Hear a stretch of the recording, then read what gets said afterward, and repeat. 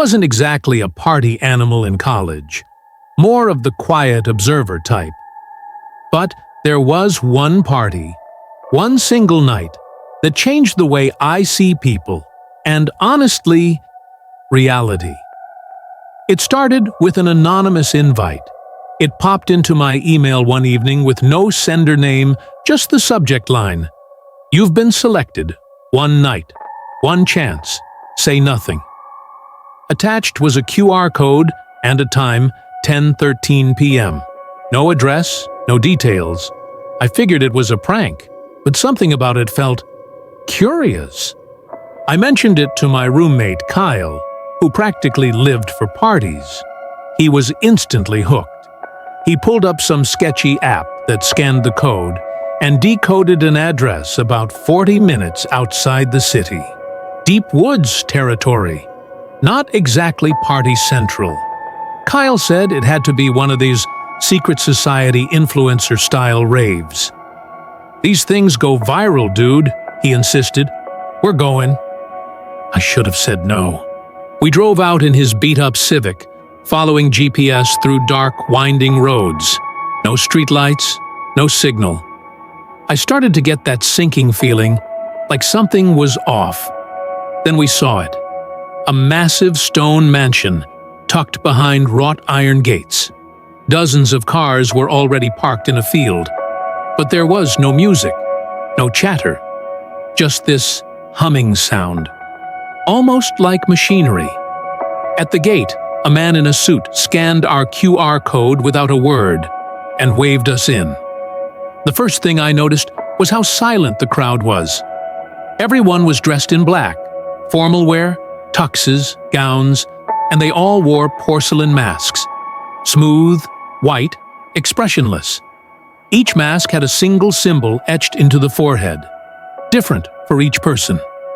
We were handed 2 masks at the door. Mine had a spiral. Kyle's had a flame.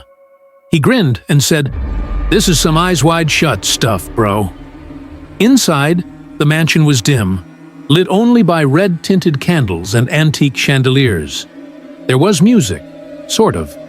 It was more like low chanting, mixed with dissonant violin strings. The crowd moved slowly, like they were following some unspoken ritual. No one spoke, just nods, glances, silent drinks from crystal glasses. Kyle loved it. I was deeply uncomfortable. Every time I tried to talk to someone, they would just raise a finger to their lips. Shh. It was like I wasn't supposed to speak. And every few minutes, a tall man in a red mask walked the halls, inspecting guests. He had this presence, like he owned the room. Then the ceremony started. A bell rang out. Once, twice, 3 times. Everyone froze and turned to face the grand staircase. A woman in a silver gown appeared, no mask, and began reciting something in Latin. Her voice was soft, almost hypnotic. People began moving again, but this time with purpose. One by one, they filed into a chamber in the back of the house. Kyle elbowed me. "Let's go. This is where the real stuff starts." I wasn't so sure. Inside the chamber was a massive circular table, like something from a medieval castle. Candles lined the edges, and in the center was a mirror. Not a normal one. This thing rippled like water. Every guest took a seat in silence, placing their hands flat on the table. The red-masked man stood behind the mirror and began to chant. The woman in silver echoed his words. That's when I saw it. The mirror was reflecting something else. Not us. Not the room. Something darker. Twisted versions of ourselves. Their masks weren't porcelain. They were skin. Their eyes were glowing, smiling. I tried to stand, but my body wouldn't move. I was stuck, frozen, trapped. The reflection of myself reached out and touched the surface of the mirror, and I felt it, like a burn across my chest. When I looked down, my mask's symbol was glowing, pulsing with light. I glanced at Kyle. His flame symbol was burning bright red. He was staring at the mirror like he was in a trance. A tear rolled down his cheek. I whispered his name. For the first time, someone turned to me and shushed violently, shaking their head. Suddenly, the woman shouted a phrase. The guests raised their arms, chanting back. The mirror began to crackle, and I swear to you, something started to pull out of it. Shadows, like beings trying to escape. I knew then, this wasn't just a party. It was a ritual. I broke free from the table and yanked my mask off. The room erupted. People gasped. The red-masked man pointed at me, and the chanting stopped. 2 masked guests stepped toward me, not walking, gliding. Their shadows stretched unnaturally long, crawling across the floor like tendrils. I grabbed Kyle, shook him hard. We have to go. Now! He blinked, confused, but something in my voice snapped him out of it. We bolted, through the halls, down the stairs, past the gate. As we reached the car, the house behind us seemed to shimmer, like the mansion was flickering in and out of this world. We drove like demons were chasing us. And maybe they were. We never spoke about it again. Kyle deleted the invite from his phone. I smashed my mask and buried the pieces. A few months later, I saw a news report. A fire had consumed a mansion out in the woods. No survivors, no guests listed, no records of a party. But the photos showed melted porcelain, scorched symbols, and among the wreckage, a single unburned item was recovered. A red mask, still glowing.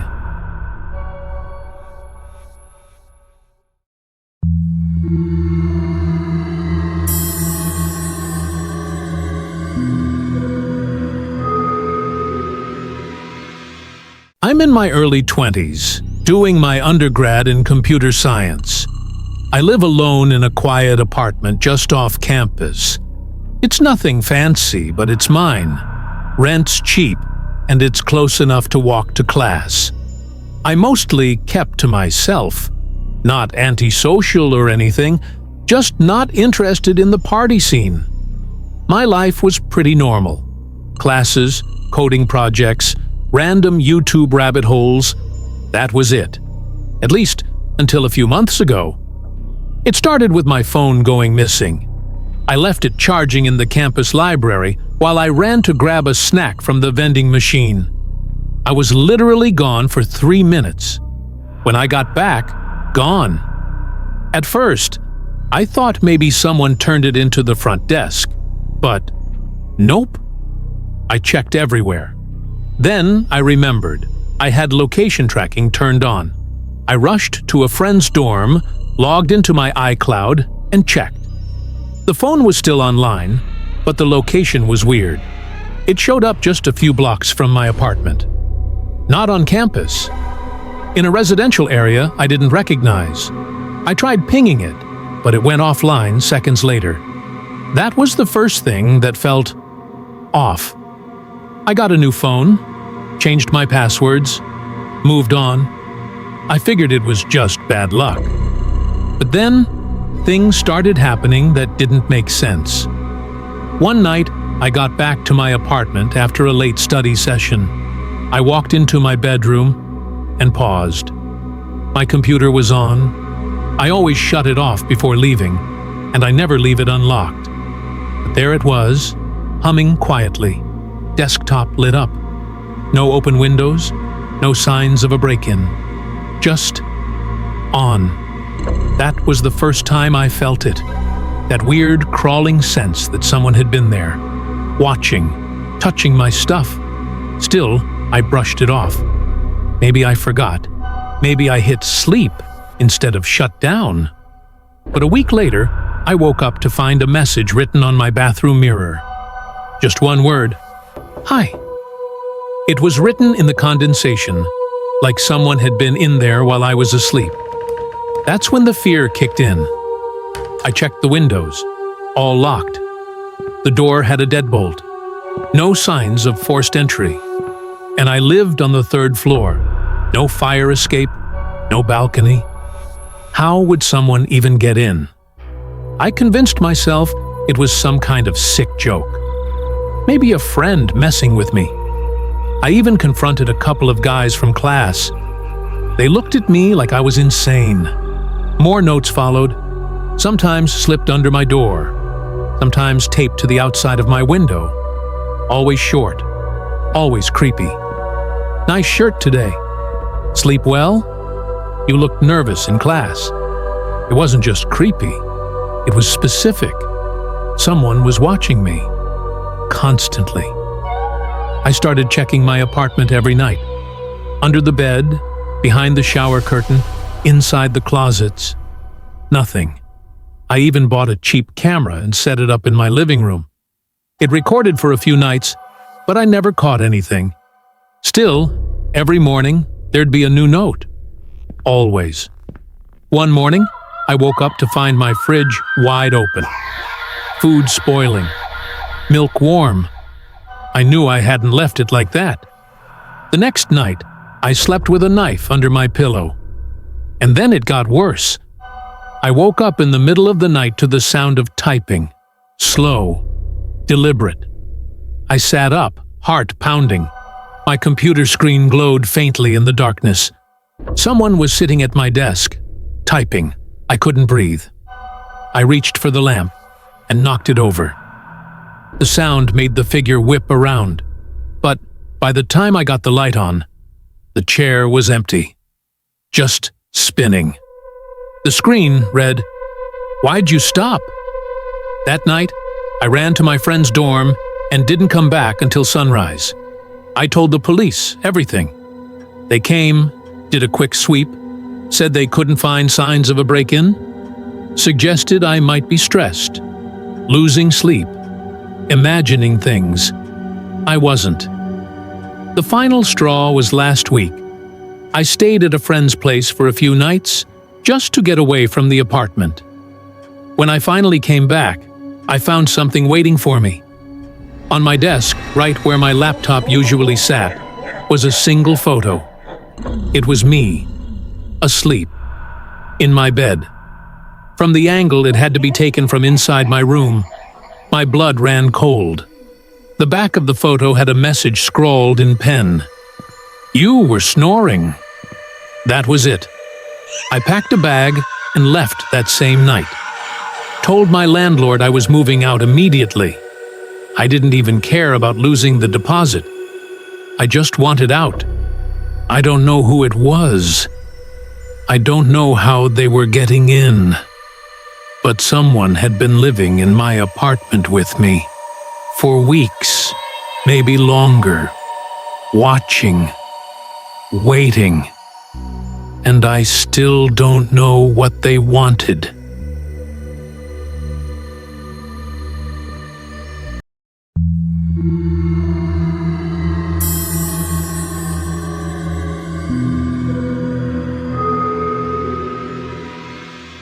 I don't know exactly when it started, but I think I can trace it back to a random email I got about 3 months ago.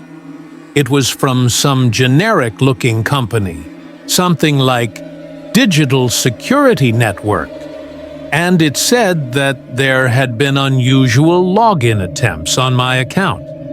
There was a link to secure it. I clicked it without thinking. I know how stupid that sounds now. At the time, I didn't notice anything change. Nothing got stolen. I didn't get locked out of anything. Everything felt normal. I brushed it off and went about my life. I go to Ohio State, third-year biology student. I live in an off-campus apartment with one roommate, Rachel, but we're not that close. She's always out with her boyfriend or in class, so I spend most of my evenings alone, which I used to like, until things started getting weird. It started small, like really small. I'd notice my Spotify playing songs I hadn't picked, random stuff like old country music, or my Instagram showing me ads for stuff I'd never searched. I figured maybe Rachel had been messing around on my laptop when I wasn't home, or maybe I had a virus or something. But then, one night, I got home from class and my computer was on. Now, I'm the kind of person who shuts everything off before I leave. Like, I'm obsessive about it.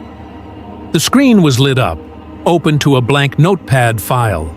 And in it, someone had typed one word: cute. I stared at it for so long that my eyes started to water. I didn't know what to do. I asked Rachel if she'd used my computer, but she looked confused. She swore up and down she hadn't even been home that day. The next day, my webcam light flicked on by itself. Just for a second. I slammed my laptop shut, heart racing. Then I unplugged it and shoved it in my closet. I told myself I was being paranoid. Told myself it could be a glitch or a software update, or whatever excuse I could come up with to avoid what I was starting to believe. Someone was in my system. A few nights later, I got a DM on Twitter from a new account. No profile picture, no name, just a message. "That red hoodie looks good on you." I was wearing it at that exact moment. I blocked the account. Then I turned off my phone and sat in silence for what felt like hours.